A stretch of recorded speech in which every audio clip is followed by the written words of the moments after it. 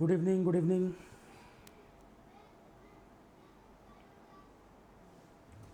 Good evening all of you.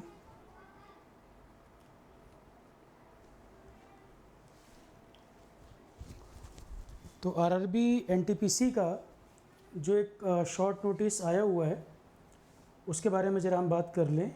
RRB के लिए क्या अप्रोच होनी चाहिए। देखो, एग्ज़ाम पैटर्न इसका ऑलरेडी आपको आइडिया है। पिछली बार जो पेपर हुआ था, डिटेल नोटिफिकेशन तो नेक्स्ट वीक में आ जाएगा। अभी डिटेल जो दी है कम से कम वो चेक कर सकते हैं कि भाई तैयारी करने का प्लान कर सकते हैं या नहीं कर सकते हैं, किनको तैयारी करनी चाहिए किनको नहीं करनी चाहिए, वो सब प्लानर आप बना सकते हैं। तो ये एक शॉर्ट नोटिस सर्कुलेट हो रखा है, टेलीग्राम वगैरह पे डाल भी दिया था मैंने, तो ये डिटेल देख सकते हैं। इसमें इन्होंने लिख दिया है कि 14 सितंबर ओपनिंग डेट होगा एप्लीकेशन का।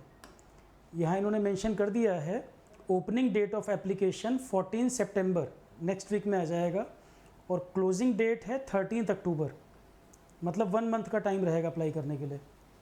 ओपनिंग डेट 14 सितंबर, क्लोजिंग डेट 13 अक्टूबर।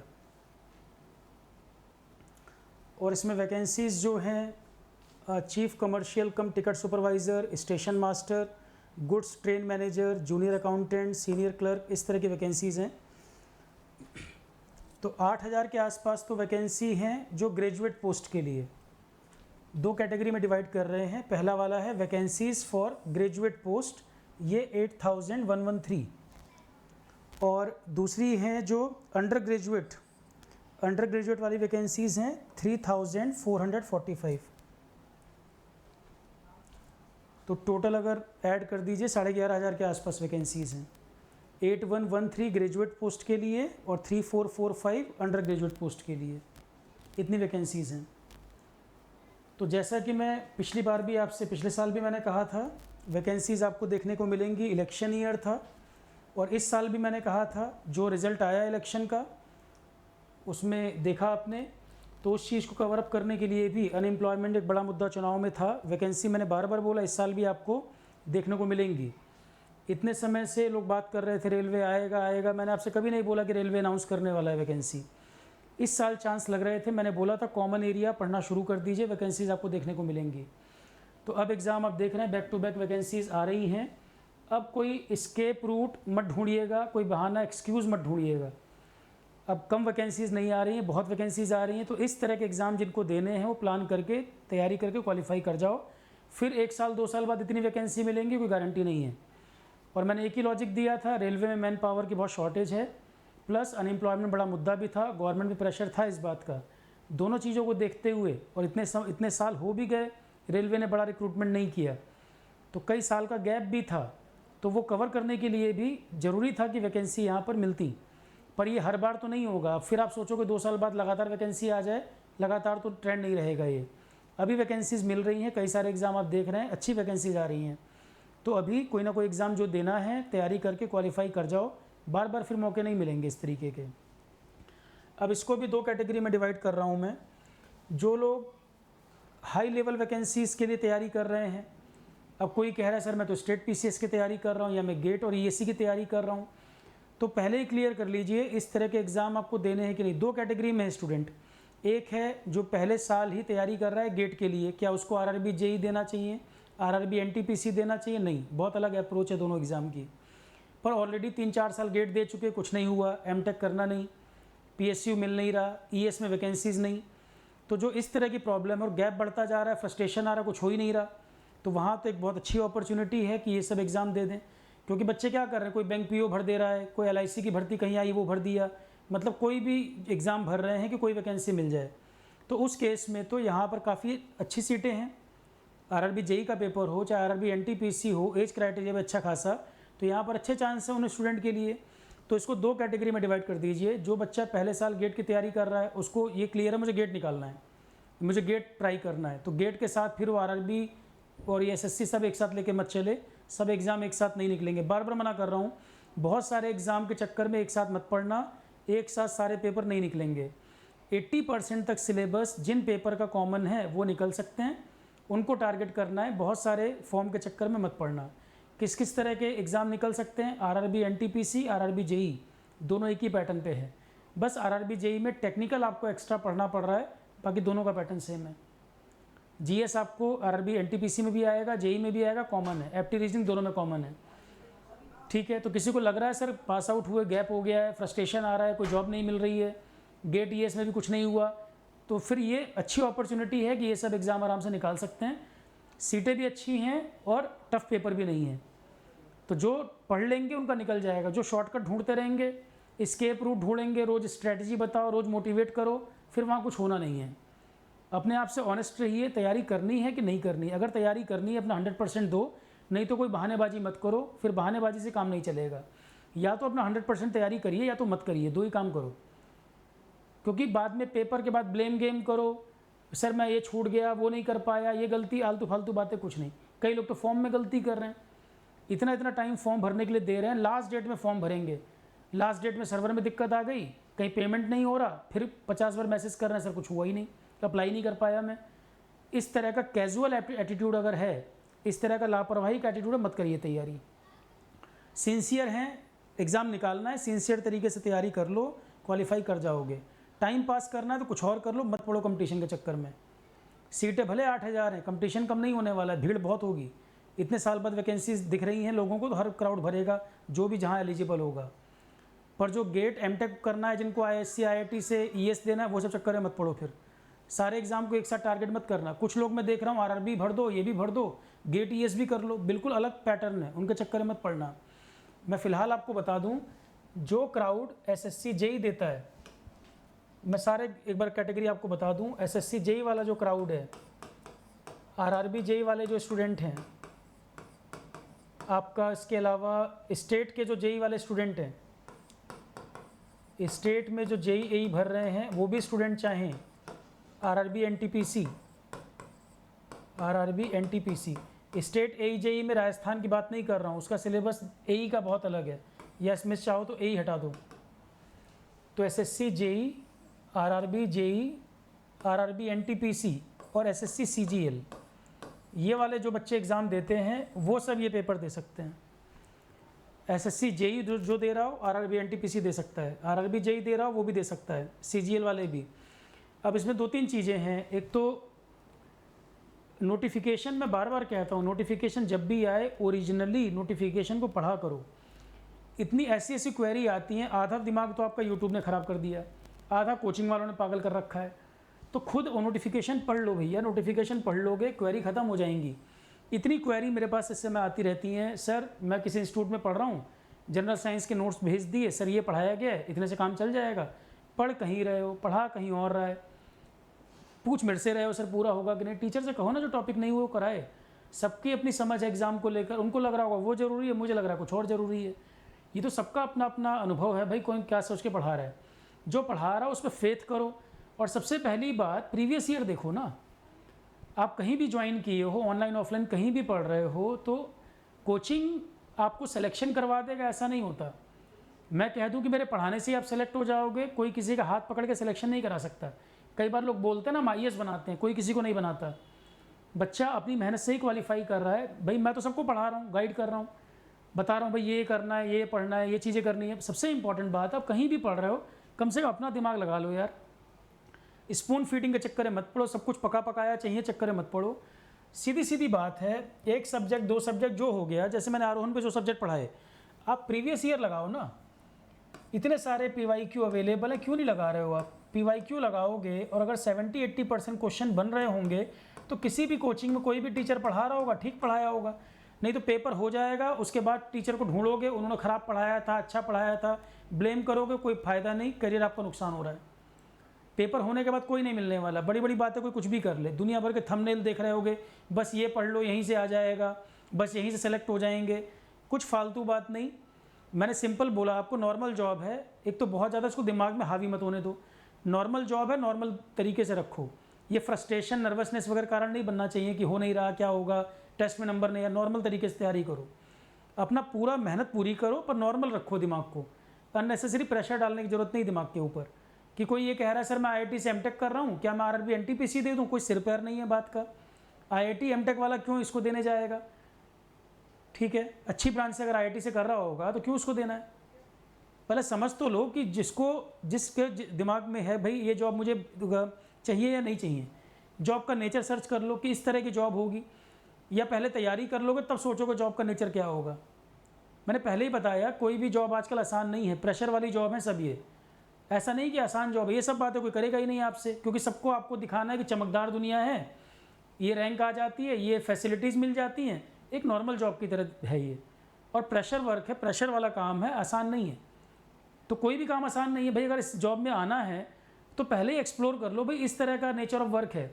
और मैन पावर रेलवे में कम है, बार बार कह रहा हूँ, तो हायर कर रहे हैं तो काम तो रहेगा, वर्कलोड रहेगा, ठीक है। आप पहले ये क्लियर कर लो मुझे इस एग्ज़ाम की तैयारी करनी है या नहीं करनी है। नेचर ऑफ वर्क पहले ही आप डिसाइड कर लीजिए। मैं ऐसी बातें नहीं बोलूँगा कि आपको सुनने में बड़ा अच्छा लगे कि बिल्कुल IAS लेवल की जॉब है, तैयारी कर लो, उस बड़ा अच्छा 5 किलोमीटर लंबा बंगला मिलने वाला है, 2 लाख सैलरी, ये सब फालतू बातें मैं नहीं करूँगा कि थंबनेल लगा दिया और बल आपको अट्रैक्ट करने के लिए बोलने लग गए। नॉर्मल जॉब की तरह रखिए, जैसे आपको समझ में आ रहा है, साफ साफ वही लिख रहा है वो RRB NTPC स्टेशन मास्टर की जॉब है, टिकट वाली जॉब है या JEE वाली जॉब है।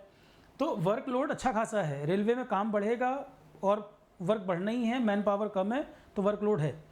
तो नॉर्मल जॉब की तरह दिमाग में रखिए। पहला ये मैं बात इसलिए बोल रहा हूँ, काफ़ी क्राउड ऐसा है जो बगल वाले को देखकर फॉर्म भरता है, ये मैं इसलिए बोलना चाह रहा हूँ कि आप ये अपने आप से डिसाइड कर लो। ये ना हो जाए कि 3 महीने तैयारी कर लो, उसके बाद कह दो सर मैं तो कुछ और करने वाला था, तो वो 3 महीने भी गए, जो काम कर रहे थे वो भी गया।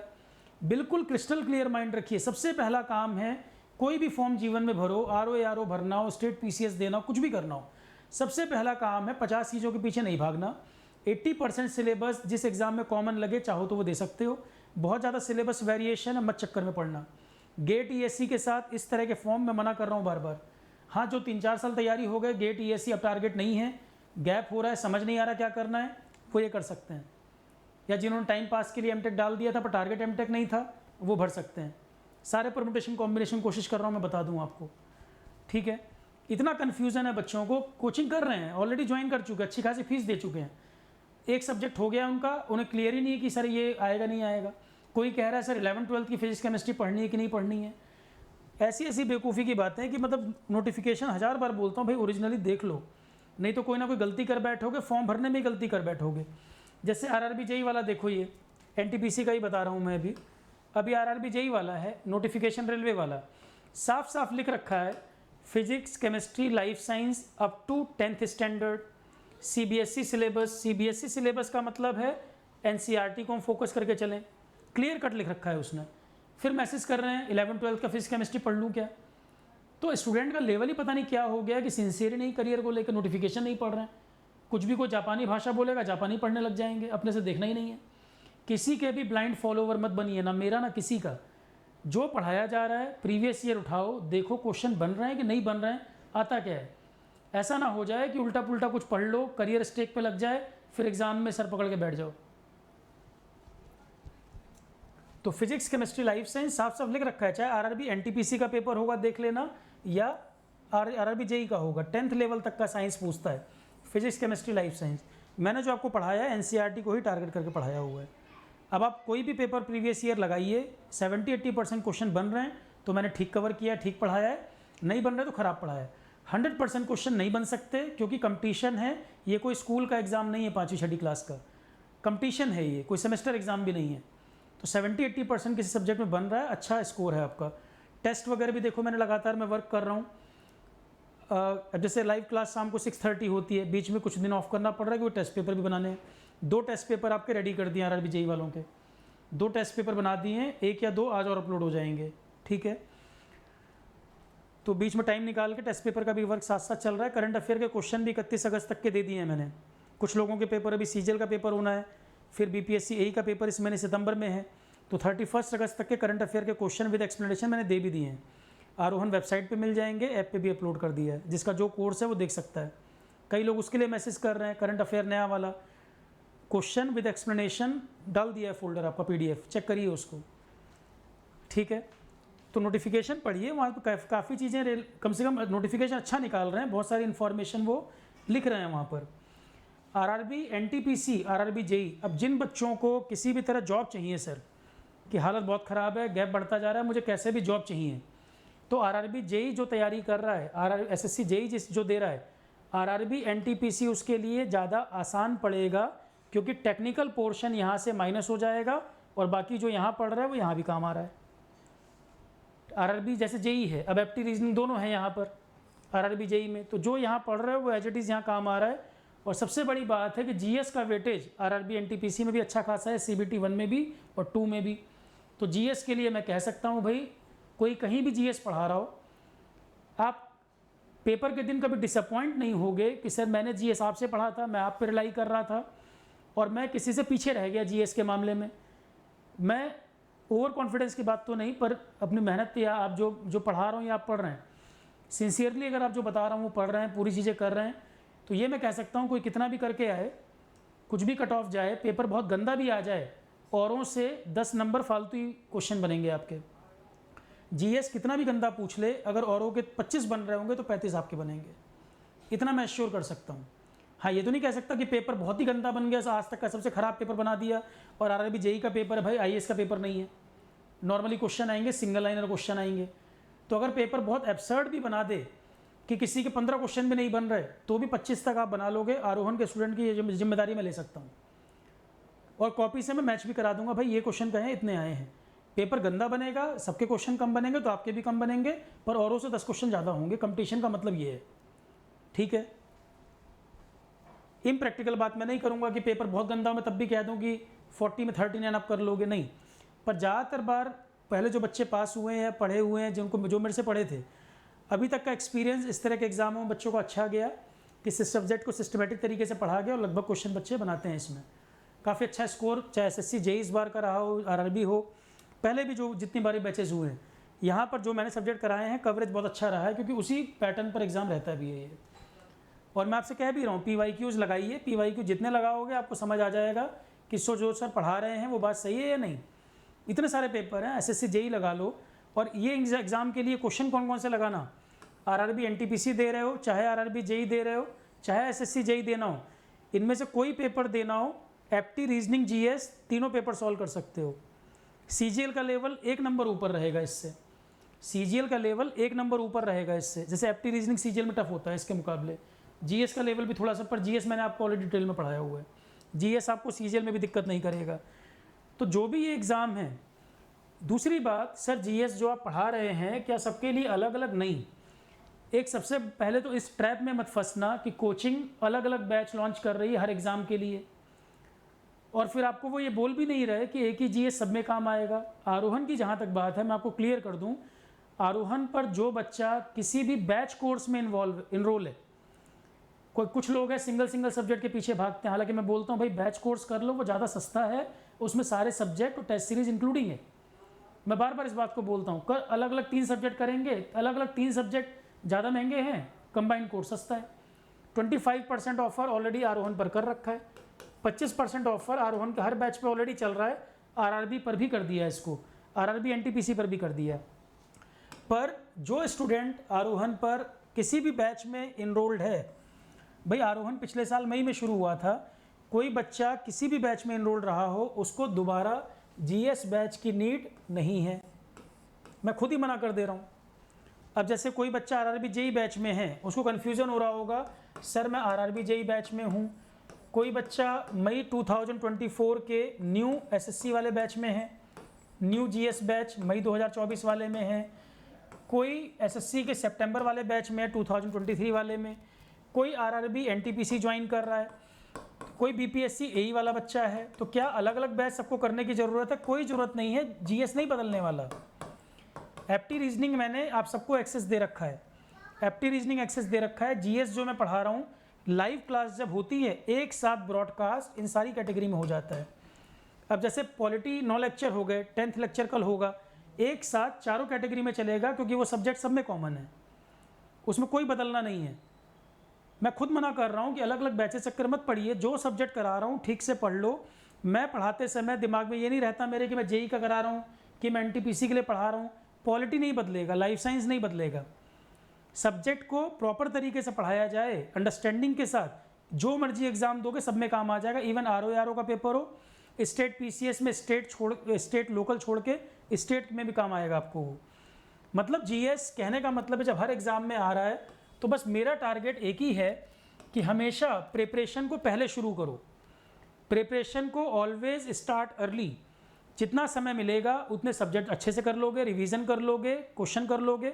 अब आरोहण पे बैच मैंने पहले शुरू कर दिया, लोगों ने कहा सर आरआरबी का तो नोटिफिकेशन नहीं आया अभी, और मैंने बैच पहले ही शुरू कर दी है एसएससी का बैच, क्योंकि साल में 2 बार लाइव क्लास चलती है, रिपीट करता हूँ मैं। तो बैच लगातार चलता है कि भाई जो कोई तो एग्ज़ाम दोगे जहाँ जीएस एप्टी रीजनिंग आएगा ही आएगा। जीएस के लिए अभी अब आरआरबी एनटीपीसी वाला भी जो बैच है अभी मैंने कल अनाउंस कर दिया है। नया बच्चा जो भी है आरआरबी एनटीपीसी जिसको देना है मेन टारगेट, वो आरआरबी एनटीपीसी एक्सक्लूसिव बैच के नाम से मैंने कल लॉन्च किया है, उसको ही करना। जिसको मेन एग्ज़ाम आरआरबी एनटीपीसी देना है वो इसी एग्ज़ाम का कोर्स करना, फिर वो जेई वाले मत इनरोल करना। जीएस सेम रहेगा, जीएस नहीं बदलेगा, पर मैं टेस्ट सीरीज़ वगैरह बनाने में उस बैच के हिसाब से ध्यान रखूँगा। तो आरआरबी एनटीपीसी एक्सक्लूसिव 2025, अब जिसको भी इनरोल करना है इस वाले बैच में करना। एक batch RRB ALP and NTPC वाला बैच है, पुराना batch RRB NTPC and ALP लिखा होगा, तो उस बैच को भी सारी क्लासेस के एक्सेस दे रखे हैं, उनको मिलेंगे भी। पर नए बच्चे जो इनरोल करेंगे वो आरआरबी एनटीपीसी वाला इनरोल करना, पुराना वाला मत करना। पुराने वाले जो इनरोल्ड हैं उनको नए वाले बैच की ज़रूरत नहीं है, ऑलरेडी उनको पूरा एक्सेस रहेगा। तो आरआरबी एएलपी एनटीपीसी के नाम से बैच है, उसको नहीं करना है नए वाले बच्चों को, वो इसको करना। इनको चिंता की बात नहीं है, इनको पूरा एक्सेस दे ही रखा है, ठीक है।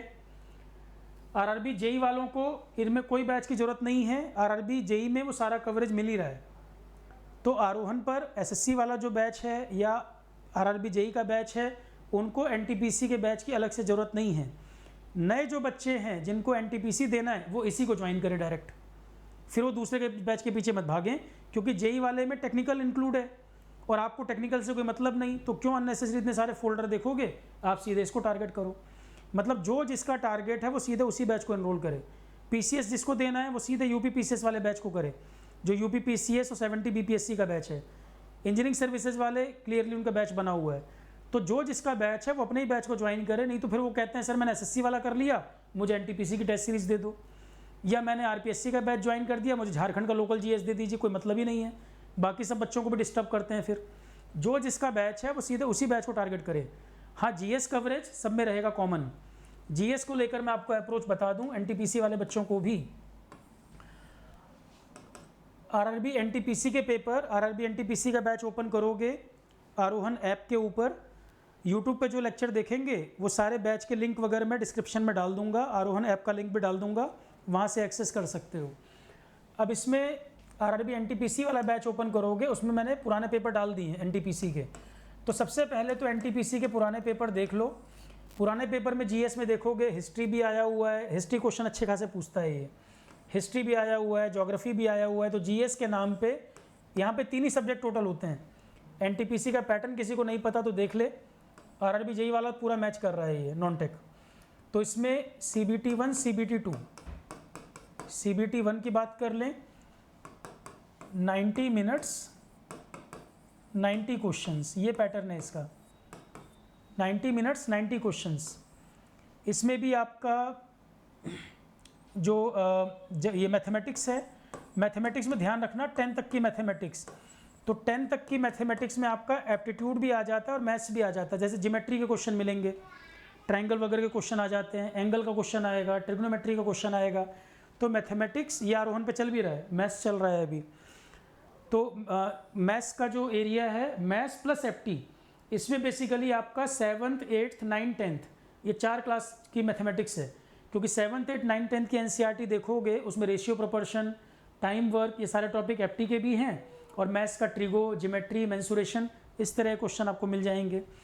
तो मैथ्स आता है इसमें। एक आता है जनरल इंटेलिजेंस एंड रीजनिंग, ये आपका रीजनिंग का ही पार्ट हो गया। General intelligence and reasoning, seating arrangement वाला क्वेश्चन हो गया, या आपका सीरीज़ वाला क्वेश्चन हो गया, अल्फ़ाबेट हो गया, वेन डायग्राम हो गया, ऐसे क्वेश्चन। और तीसरा पोर्शन आपका जनरल अवेयरनेस, यही रोल प्ले करता है। भाई एप्टी रीजनिंग जिनका ठीक है उनका ठीक है, जो भी कंपटीशन दे रहे हैं तो एप्टी रीजनिंग आसान टॉपिक है, रीजनिंग में ज़्यादा कुछ है नहीं, तो एप्टी रीजनिंग में लोग स्कोर ज़्यादा कर देते हैं। फंसाता है जीएस, सीजीएल का पेपर हो, जो पेपर हो, कोई पेपर हो, सारा खेल होता है जीएस में। टॉपर भी नंबर नहीं ला पाता कई बार तो मेन गेम तो जीएस में है। एप्टी रीजनिंग जिनका ठीक है वो तो, जैसे इंजीनियरिंग वाला बच्चा है, इंजीनियरिंग वाला इस लेवल का एप्टी रीजनिंग करेगा, उड़ा देगा पेपर, वो कुछ नहीं है उसके लिए, पैर से टिक करके चला आएगा। इतने इतने तेज स्टूडेंट हैं एप्टी रीजनिंग वाले, जिनका मैथ्स वगैरह बैकग्राउंड अच्छा है, वो उनके लिए कुछ भी नहीं है, सिंपल आता है। ठीक है, तो 90 क्वेश्चन 90 मिनट में, और इसमें मैथमेटिक्स के होंगे 30, एक नंबर एक क्वेश्चन का होता है, 30 मार्क्स के 30 क्वेश्चन। इंटेलिजेंस और रीजनिंग वाले भी 30 मार्क्स 30 क्वेश्चंस। और जनरल अवेयरनेस जीएस देखो यहाँ पर, अब आरोहण के स्टूडेंट को सबसे बड़ा बेनिफिट यहीं पर है कि जो मेरा वाला पोर्शन है जो मैं आपको डिटेल में करा रहा हूँ, यहाँ से 40 मार्क्स। इसीलिए जीएस में डिटेल में चल रहा हूँ कि एक बार पढ़ लोगे, जो मर्जी पेपर दोगे, तब शक्ल याद आएगी सर ने ये पढ़ाया था, क्यों इतनी मेहनत हमने उस समय की थी। एक बार ठीक से पढ़ लोगे, जीएस ज़िंदगी भर की समस्या दूर हो जाएगी। रिवीजन करना है उसके बाद और क्वेश्चन लगाने हैं। तो 40 मार्क्स 40 क्वेश्चन आपके जनरल अवेयरनेस। और CBT 2 में भी वेटेज जीएस का 50 क्वेश्चन है, वहाँ पर 120 क्वेश्चन आते हैं। तो ये तो हो गया पेपर 1 CBT 1, और इसमें आपका 1/3 निगेटिव है। तो निगेटिव मार्किंग तो RRB JEE में भी और यहाँ पर भी सेम है, 0.33। क्वेश्चन 90 नहीं है, क्वेश्चन 100 है। एक सेकेंड, ये ठीक कर लो ज़रा। 90 मिनट में 100 क्वेश्चन, वो गलती से 90 लिख दिया मैंने।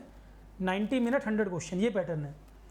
CBT 1 में 90 मिनट में 100 क्वेश्चन आएंगे, 0.33 नेगेटिव होगा, 1 क्वेश्चन 1 मार्क का होगा, 1 क्वेश्चन 1 मार्क का होगा, ये पैटर्न होगा इसका।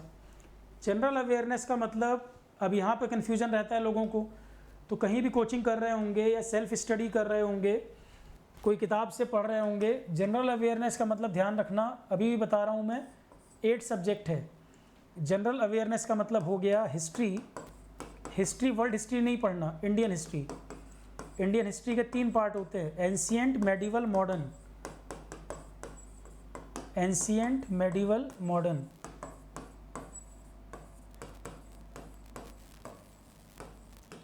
एंशिएंट, मेडिवल, मॉडर्न एक सब्जेक्ट आपका जीएस में ये हो गया। ज्योग्राफी आपका इंडिया एंड वर्ल्ड। जीएस ही वो एरिया है जहाँ पर कट ऑफ को नीचे ला सकते हैं। एप्टी रीजनिंग में कट ऑफ नीचे नहीं ला पाते ये।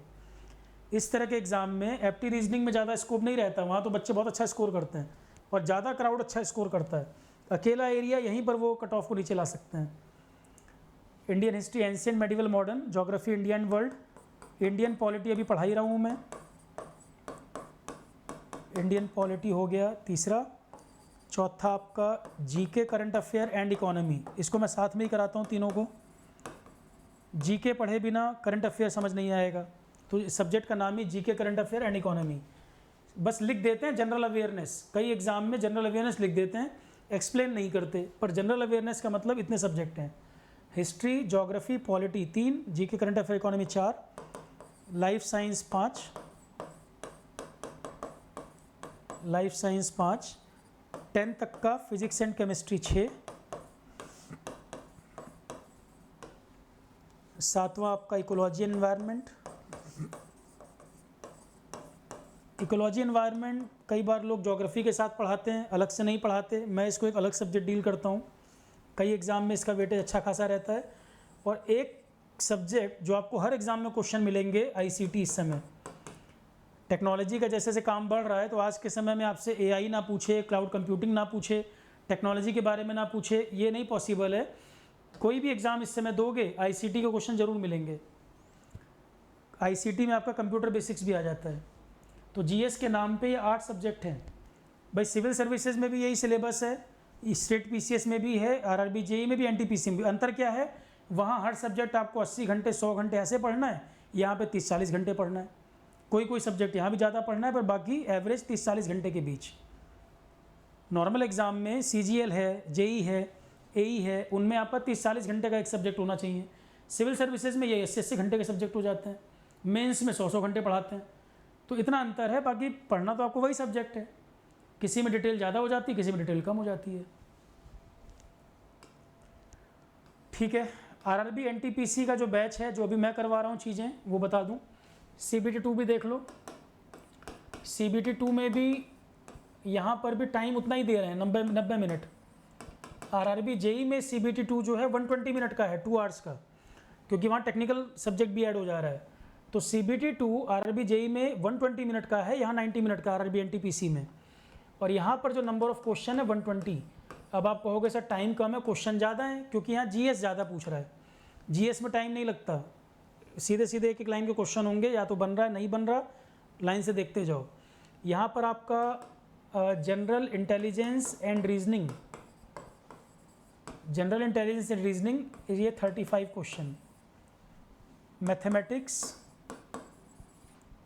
35 क्वेश्चंस, और आपका जनरल अवेयरनेस 50 क्वेश्चंस। तो जीएस के लिए तो बिल्कुल आप निश्चिंत रह सकते हैं, दोनों में ही एप्टी रीजनिंग आरोहण पे चल ही रहा है। बाकी वो एरिया अगर प्रैक्टिस कर लो, और ये मैं करा ही रहा हूँ, आराम से निकल जाएगा पेपर, कोई दिक्कत नहीं है इसमें। ठीक है, तो ये 2 आवर्स में 90 मिनट्स में 120 क्वेश्चन, 90 मिनट में 120 क्वेश्चन आएंगे। पैटर्न वही है, 1 क्वेश्चन 1 मार्क का, और 0.33 नेगेटिव यहाँ भी रहेगा, 0.33 नेगेटिव इसमें भी रहेगा। 120 क्वेश्चन आएंगे यहाँ। जनरल अवेयरनेस पैटर्न वही है, कोई लेवल बढ़ जाएगा ऐसा कुछ नहीं, वही लेवल रहता है। एक बार जीएस ठीक से पढ़ोगे वही सब आएगा। ये सीबीटी 2 का पैटर्न हो गया। तो आरआरबी जेई वाले क्यों नहीं भरेंगे भाई? ग्रेजुएशन लेवल वाली वैकेंसी, मान लो कोई जॉब का बहुत नीडी है, परेशान है, गैप बढ़ता जा रहा है, आरआरबी जेई के भरोसे है, तो वो इसको ही भरने में क्या परेशानी है? ये तो आप डिसाइड करोगे कि भाई जॉब की कितनी नीड है। कोई गेट ईएससी ही करना चाहता है 3 साल के बाद भी, तो वो करे। किसी को लग रहा है सर मैं तो परेशान हो गया हूँ, मुझे ये देना है, तो जो आरआरबी जेई दे रहा है वो ये भी भर सकता है, एसएससी जेई वाला ये भी भर सकता है। ग्रेजुएट लेवल वैकेंसी यहाँ भी है।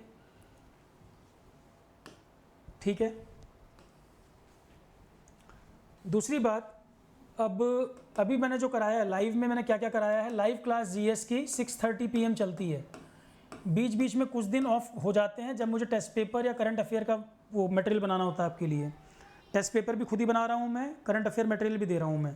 जैसे आज 6:30 क्लास नहीं हो पाई क्योंकि मुझे अभी ये रेडी करना है डाटा, प्लस एनटीपीसी का ये सब भी बताना था, क्योंकि अभी तुरंत कोई इमीडिएट एग्जाम भी आपका नहीं पड़ रहा है, टाइम हमारे पास है, रिलैक्स मोड में आराम से क्लास चल रही है।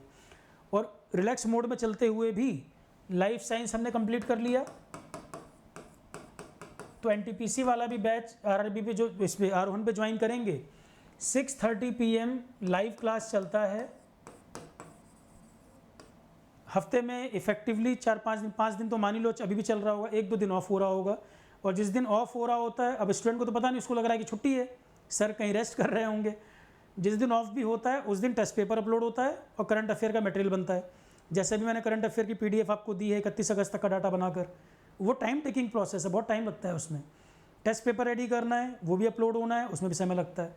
तो टाइम मेरे पास 24 आवर्स ही हैं। अगर किसी दिन ऑफ हो रहा है तो आप बिल्कुल समझ जाइए कि या तो टेस्ट पेपर अपलोड करने वाले हैं या करंट अफेयर का मैटर बन रहा है, उसी के लिए बीच में टाइम निकालना पड़ता है। जैसे ही वो काम खत्म हो जाता है, क्लासेज आपकी सारी रेगुलर हो जाएंगी।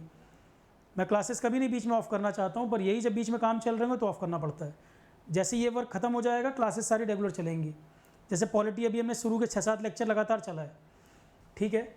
अब लाइफ साइंस अभी जस्ट खत्म हुआ है कुछ टाइम पहले ही, 28 लेक्चर्स हुए हैं इसमें, 28 लेक्चर्स हुए हैं, अभी कुछ दिन पहले ही ख़त्म हुआ है। अब ये तुरंत फिर रिपीट नहीं होगा।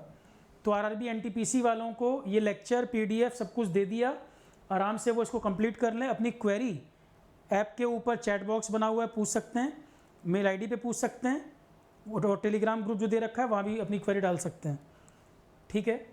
दूसरा, फिजिक्स केमिस्ट्री भी हमने ख़त्म करा दिया, फिजिक्स केमिस्ट्री कंप्लीट हो गया है, 20 लेक्चर्स में हुआ है ये पूरा। ये भी रिकॉर्डिंग डाल दी है, लाइव में कराया है, सारा लाइव में हुआ है, लाइव होने के बाद रिकॉर्डिंग में सब अवेलेबल है।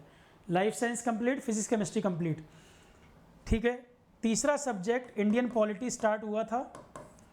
इंडियन पॉलिटी में हम अभी 9 लेक्चर्स कर चुके हैं। कल लेक्चर नंबर 10 कराऊंगा, कल लेक्चर नंबर 10 होगा 6:30 PM लाइव।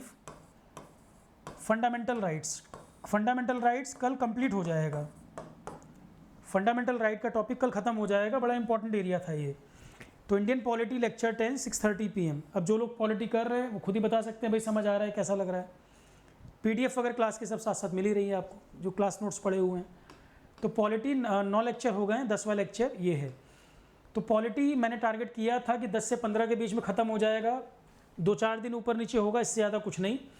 अगला सब्जेक्ट मैं आपको पहले बता दिया है मैंने, जो शुरू करूँगा मैं जीके एंड करंट अफेयर्स। अगला सब्जेक्ट ये शुरू होने वाला है। अगला सब्जेक्ट स्टार्ट होगा पॉलिटी ख़त्म होने पर, जीके एंड करंट अफेयर्स। तो पॉलिटी 10 से 15 के बीच में बोल रहा था, 2-4 दिन ऊपर नीचे, क्योंकि बीच बीच में गैप लेके टेस्ट पेपर ख़त्म करना है, वो भी कराना है मुझे। टेस्ट पेपर, करंट अफेयर, अभी सीजीएल का एक पेपर है, बीपीएससी एई का पेपर होना है, तो 1 से 2 दिन करंट अफेयर की भी क्लास चलेगी बीच में। इसीलिए पॉलिटी 2-4 दिन ऊपर नीचे होगा, पर करंट अफेयर भी तो आपको पढ़ना ही है। ठीक, मेरे एंड पे छुट्टी नहीं है, मेरे एंड पे तो हर दिन कुछ ना कुछ वर्क चल ही रहा है। पर करंट अफेयर का डाटा भी रेडी होते ही 1-2 क्लास वो करा देंगे। क्वेश्चन मैंने दे दिए हैं बनाकर 31 अगस्त तक के, करंट अफेयर के क्वेश्चन सबको अवेलेबल करा दिए हैं। ठीक है, तो GK and current affair polity खत्म होने के बाद शुरू होगा।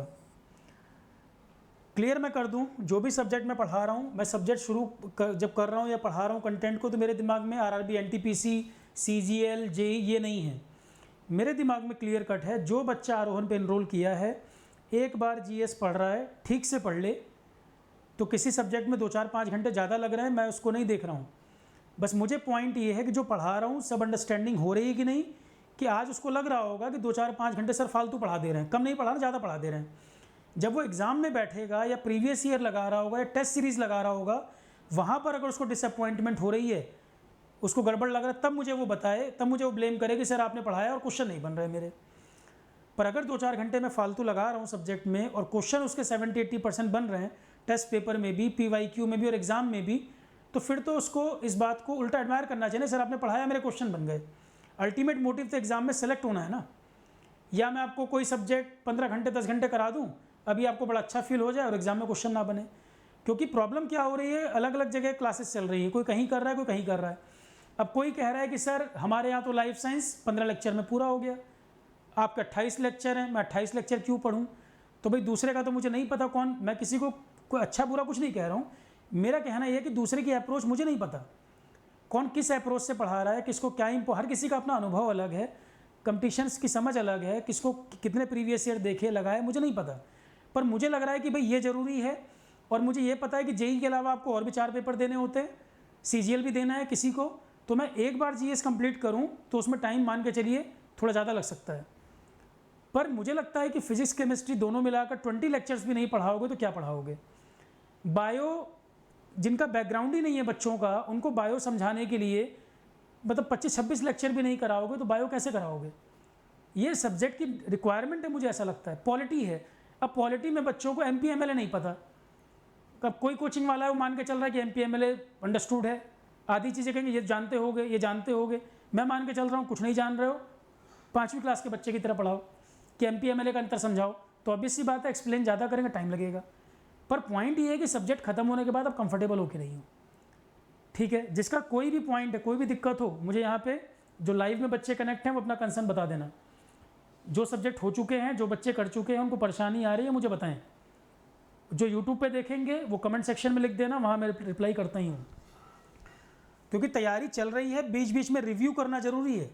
मैं बीच बीच में इस तरह के सेशन इसलिए रख रहा हूँ ताकि किसी की क्वेरी है भाई वो पूछ लो, कोई दिक्कत आ रही है, कोई परेशानी है, कोई बच्चा लाइव नहीं कर पा रहा, रिकॉर्डिंग देखता है वो बता दे। चैट बॉक्स में क्वेरी जब मर्जी पूछ सकते हो, रिप्लाई सबको मिला होगा। टेलीग्राम वाला जो ग्रुप है t.me/gs4all1, तो जो मैं मैटर पोस्ट करता हूँ मटेरियल t.me/gs4all1। टेलीग्राम का एक ग्रुप और बना हुआ है आरोहण कोर्स हेल्प वाला, उसकी आईडी भी मैंने इस टेलीग्राम ग्रुप पे डाली हुई है, मैं फिर से रीपोस्ट कर दूंगा, वहाँ दूसरा वाला टेलीग्राम ग्रुप, उसकी भी डिटेल मिल जाएगी आपको। ठीक है, मेल आईडी, जो मेल आईडी है मेरी वाली वो ये है saurabh.pandey@gmail.com, saurabh.pandey@gmail.com। पर बात वही है कि भाई वैकेंसीज आई हैं, इतने समय शिकायतें वैकेंसी नहीं आ रही थी, वैकेंसी आई हैं, जिनको ये पेपर देने हैं सेलेक्ट हो जाओ। इससे बढ़िया टीचर के लिए कुछ नहीं हो सकता है, सिलेक्शन आपका हो रहा हो। सबसे इंपॉर्टेंट बात यह कि फाइनल आउटपुट क्या आ रहा है, और किसी पे ब्लेम गेम ये करना, टीचर सबको बराबर पढ़ा रहा है। CGPTM हुआ, आरोहण के दुनिया भर के सिलेक्शन हुए, उससे पहले SSC JEE हुआ, काफ़ी बच्चे सेलेक्ट हुए, कुछ नहीं हुए। अब कुछ नहीं हुए तो वो कह रहे हैं अरे सर GS मेरे 50 में 30 बने या 28 बने, मैंने पूछा सब्जेक्ट कितने करके गए, सर जीएस में 8 में से 5 पढ़े थे आपसे, तो 3 नहीं पढ़े, तो उसमें कैसे ब्लेम कर सकते हो?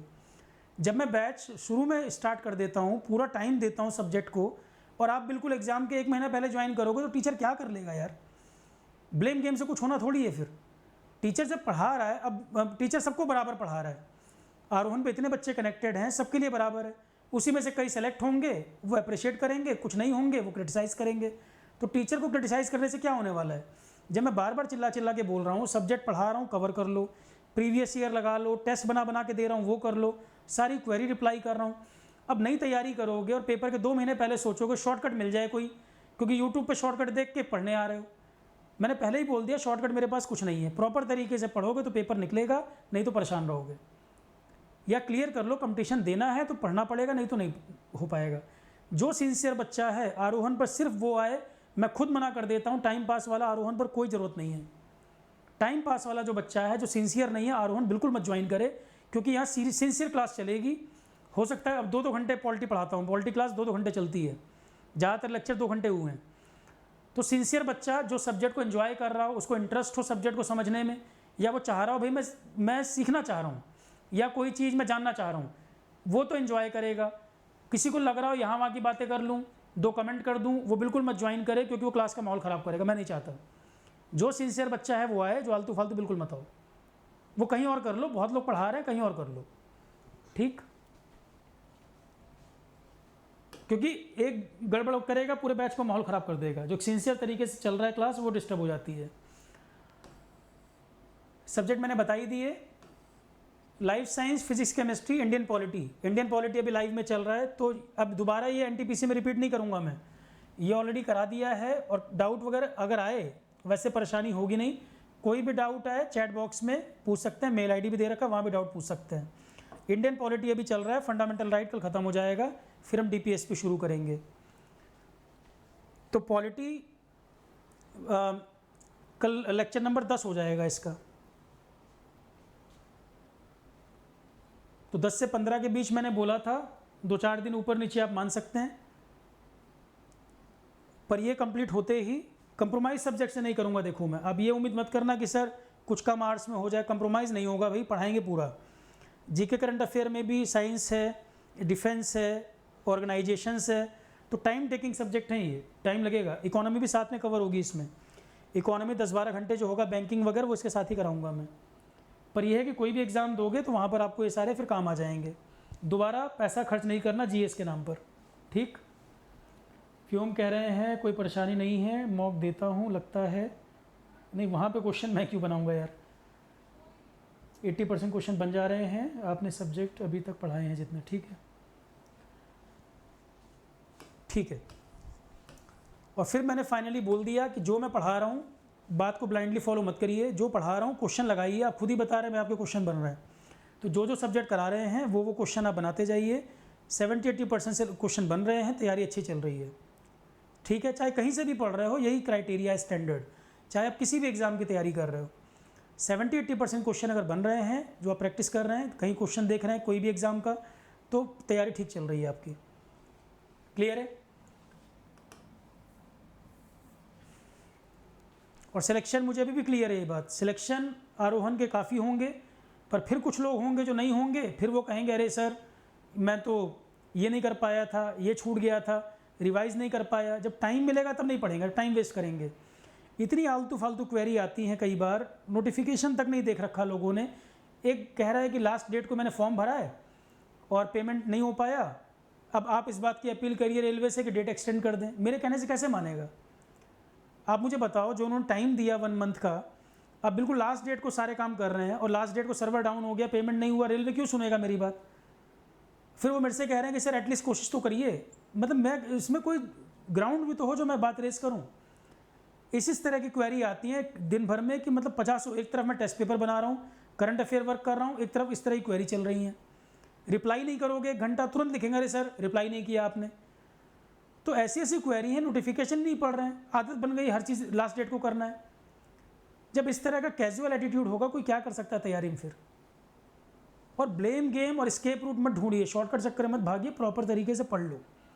प्रॉपर तरीके से पढ़ लेंगे भाई, एग्ज़ाम निकलेगा। नहीं तो फिर समय बीतता जाएगा, साल बीतते जाएंगे, फिर ये रहेगा ऐसा कुछ हुआ नहीं। और ये माइंड क्लियर कर लो, कंपटीशन देना है या नहीं देना है। डायलेमा में मत रहो, सबसे खतरनाक चीज़ है डायलेमा। तैयारी कर लूँ, फिर 1 महीने बाद अरे सर मैं जेई का एग्ज़ाम दे रहा हूँ, फिर मैं तो सर गेट की तैयारी करने वाला था, अरे सर मैं तो एनटीपीसी क्यों दे रहा हूँ। फिर इस तरह की क्वेरी आना शुरू होती है 2-3 महीने के बाद कि मेरा कुछ होगा कि नहीं होगा। ये पहले डिसाइड कर लो यार ये एग्ज़ाम देना है कि नहीं देना। क्लियर माइंड रहेगा तो तैयारी सही होगी। कन्फ्यूज़ माइंड रहेगा, क्योंकि मैक्सिमम लोग अगल बगल वाले को देख के फॉर्म भरते हैं। अपने आप से पूछ लो तैयारी करनी है या नहीं करनी है। ठीक है, ये सब बातें मुझे डिस्कस करनी थी, किन लोगों को फॉर्म वगैरह देना चाहिए। जेई वाले बच्चे या एसएससी जिनको देना है, वो आरआरबी एनटीपीसी उसी पैटर्न पर है, पैटर्न अलग नहीं है। जो पढ़ रहे हो वही सेम एज इट इज़ काम आ जाएगा वहाँ पर। अलग से ना कोई इसमें फ़ीस की बात है, ना अलग से कोई बैच। आपके बैच में जो पढ़ाया जा रहा है उसी से वो कवर हो जाएगा। जो नया बच्चा एनटीपीसी वाला वो सीधे एनटीपीसी वाले बैच को ही जाए। ठीक है, 25% डिस्काउंट आरोहन का सारे बैचेस पे ओपन कर दिया है, including RRB. Already minimum fees कर रखी है मैंने, आप एक बार देख लीजिए बाकी लोग क्या चार्ज कर रहे हैं और क्या कंटेंट मिल रहा है कितना। मिनिमम फीस मैंने जहाँ तक मैं मतलब अफोर्डेबल कर सकता था मिनिमम लेवल पे उतना कर दिया है। 25% डिस्काउंट आरोहन के हर कोर्स पे कर दिया है 9 सितंबर तक के लिए। 10 दिन इसको एक्सटेंड कर दिया था हमने। 25% ऑफ सारे कोर्सेज पे 9 सितंबर तक चलेगा। अभी यूट्यूब में डिस्क्रिप्शन में डाल देंगे, जो देखना चाहे देख सकता है। ठीक है, अब किसी क्वेरी है तो पूछ लीजिए। अब लाइव में जो बच्चे कनेक्ट हैं, कोई क्वेरी है, किसी का क्वेश्चन पूछ लीजिए।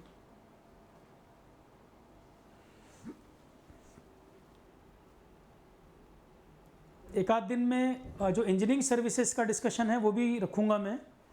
1-2 दिन में इंजीनियरिंग सर्विसेज डिस्कशन रखूँगा। जो चर्चा चल रही है कि रेलवे वाली वैकेंसी ईएसी में आएगी।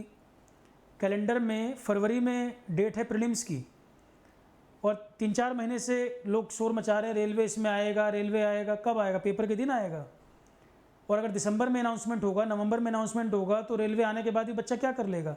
इसीलिए मैंने बोला है कि कोचिंग और आईआरएमएस एग्ज़ाम ये दोनों मिलकर बेवकूफ़ बना रहे हैं बच्चों का। इंजीनियरिंग सर्विसेज के लेवल पे कोचिंग मिलकर और रेलवे वाले दोनों मिलकर बेवकूफ़ बना रहे हैं स्टूडेंट को आईआरएमएस के नाम पर। 2019 में पेपर हुआ रेलवे का, ईएस का पेपर होने के बाद, रिजल्ट आने के बाद रेलवे ने वैकेंसी विड्रॉ कर लिया। इतना बड़ा इनजस्टिस। पेपर हो गया, रिजल्ट आ गया, अब जिन बच्चों को जॉब मिलनी चाहिए रेलवे की, रेलवे ने वैकेंसी विड्रॉल कर लिया। 4था-5वां साल चल रहा है, वो सब वैकेंसी गायब हो गई, कोई नाम ही नहीं उसका। और 3-4 साल से कोचिंग वाले रेलवे मिलके अब आईआरएमएस होगा, अब आएगा, अब अलग एग्ज़ाम होगा। 4-5 साल से बेवकूफ़ बनाया जा रहा है।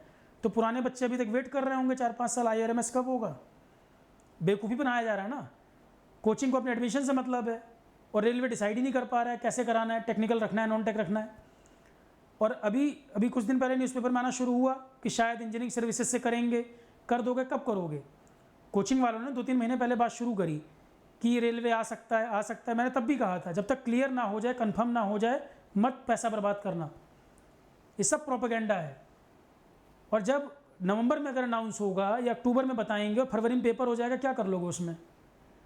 हाँ, 26 के लिए अगर होगा, 26 के लिए भाई पहले से क्लैरिटी होनी चाहिए। कोई चीज़ जो अनसर्टेन है, जब तक पहले क्लैरिटी नहीं होगी, तैयारी किस बेसिस पे करोगे? दिसंबर में अगर रेलवे वैकेंसी ऐड करेगा तो जो बच्चा पहले से ईएसी की तैयारी कर रहा है उन्हीं के लिए मतलब का है। फिर नया बच्चा जाके दिसंबर में क्या तैयारी कर लेगा ईएसी में? 2 महीने में क्या होना है वहाँ? तो जहाँ क्लैरिटी नहीं हो, बेटर है कि जब तक क्लैरिटी नहीं हो पहले से दिमाग में उसको लेकर ना माने। कन्फर्मेशन जहाँ नहीं है, अननेसेसरी टाइम वेस्ट उस चक्कर में मत करें। आईआरएमएस चक्कर में बहुत लोगों का समय बर्बाद हुआ है। ऐसे ही खेल होता था बीएसएनएल जेटीओ के टाइम पर। बीएसएनएल जेटीओ आएगा, इतने साल लग गए, आया नहीं, कोचिंग की जेबें भरती गई। ये पहले भी होता रहा। रेलवे भी यही चल रहा है, इतने समय से रेलवे आने वाला है, इतने साल नहीं आया। मैं बोलता, तभी बोलता था कन्फर्मेशन ना हो, मत चक्कर में पड़ो। इस साल मैंने कहा वैकेंसीज आएंगी, मुझे लगता है, क्योंकि सिनेरियो ऐसा बन रहा है। लास्ट ईयर भी था तो वैकेंसी पिछले साल भी मिली, इस साल भी मिल रही हैं। फिर अगले 2-3 साल में होंगी, नहीं कह सकता मैं। ये हर साल होने वाला एग्ज़ाम नहीं है। तो अपना दिमाग जरूर लगाइए। कोई भी अगर दिन में प्रचार कर रहा है या कुछ कर रहा है तो वेस्टेड इंटरेस्ट है लोगों के, किसी का बिजनेस मॉडल है। कोई कुछ कह रहा है तो मान मत लो, अपना दिमाग जरूर लगाओ, क्या करना है क्या नहीं करना। आरोहण भी किसी को करना है, मैं तो बोलता हूँ आरोहण भी किसी को करना है। यूट्यूब पे कुछ लेक्चर पड़े हुए हैं, इवन कई लेक्चर पड़े हुए हैं। पहले वो 8-10 लेक्चर 20 लेक्चर देख ले, उसको लगे कि सर की टीचिंग मुझे समझ आ रही है, किस लैंग्वेज में लिखवाते हैं, समझाते हैं, लग रहा है फ्रीक्वेंसी मैच कर रही है तो ही करे, अदरवाइज नहीं करे। पहले ही चेक कर ले सारी चीज़ों को, इतने लेक्चर यूट्यूब पे पढ़े हैं वहीं से चेक कर ले, करना है नहीं करना, क्लियर रखे माइंड को, कन्फ्यूजन कुछ नहीं। ठीक है चलो क्लास, तो पॉलिटी आपका नेक्स्ट लेक्चर कल होगा 6:30 और टेस्ट नंबर 3 आज या कल आफ्टरनून तक वो भी आपका अपलोड हो जाएगा। आरआरबी जेई वाले जो टेक्निकल सब्जेक्ट चल रहे हैं, टेक्निकल कई सारे हो गए हैं मैकेनिकल सिविल में, तो अभी एचएमटी आपका चल रहा है उसमें और कास्टिंग वाला ख़त्म होने वाला है। तो टेक्निकल का फोल्डर देख सकते हैं, बहुत सारे सब्जेक्ट टेक्निकल